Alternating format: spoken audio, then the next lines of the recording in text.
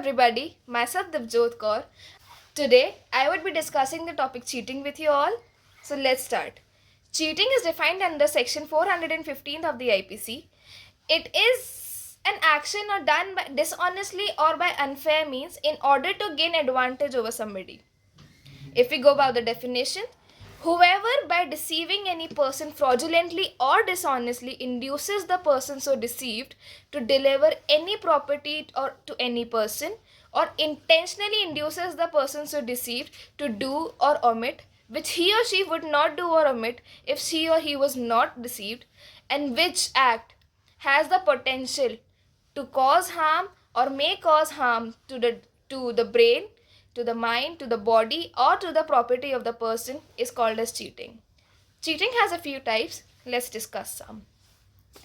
First is cheating by personation. Cheating by personation is defined under section 416th of IPC.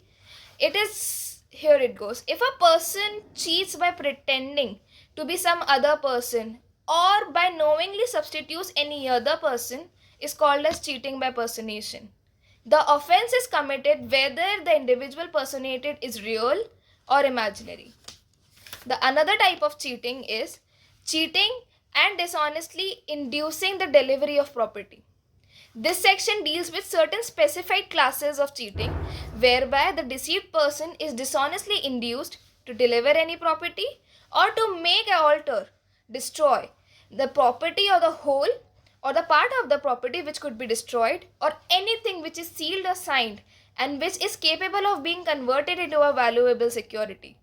This section is defined under section 420 of the IPC.